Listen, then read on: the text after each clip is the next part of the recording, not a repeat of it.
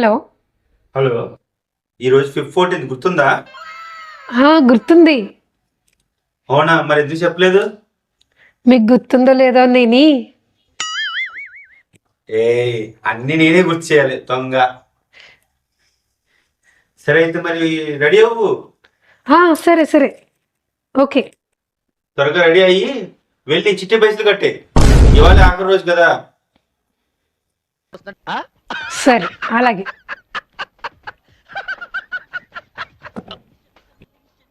ఏమండి, తాజ్మహల్ చూస్తే మీకు ఏమనిపిస్తుంది?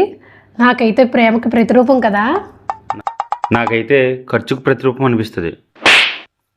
ఇప్పుడంటే షాపింగ్లు ఉన్నాయి కాబట్టి షాపింగ్ చేయించేవారు ఆడవాళ్ళు అందరూ. అప్పట్లో షాపింగ్లు ఏం లేవు కదా, అందుకని అలా ఖర్చు పెట్టించింది ఆవిడ. అది కూడా చచ్చిన తర్వాత. అబ్బబ్బా, అనుకుంటాం కానీ వేరే వాళ్ళ పిల్లల్ని పెంచడం చాలా కష్టమండి. వేరే వాళ్ళ పిల్లల్ని పెంచుతున్నావా? ఎవరే? మా అత్తమ్మ కొడుకుని.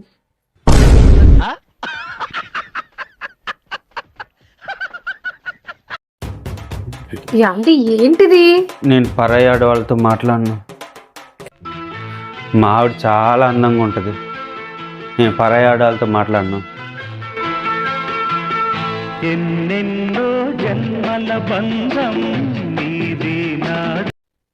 దేవి, ఈరోజు ఒక లేడీ ఒక అతన్ని గుర్తించింది తెలుసా? ఆయన రోడ్డు మధ్యలోకి ఎలా నడిచాడు? పక్కకు జాగ్రత్తగా నడవాలి కదా. అతను పొలంలో పని చేసుకుంటున్నాడే. కారుని డైరెక్ట్ గా తీసుకెళ్లి పొలంలో పెట్టేసింది. ఒకడు నాకు ఎదురొచ్చిన వాడికే రిస్క్, నేను ఒకడికి ఎదురెళ్ళిన వాడికే రిస్క్. తొక్కి పడేస్తా.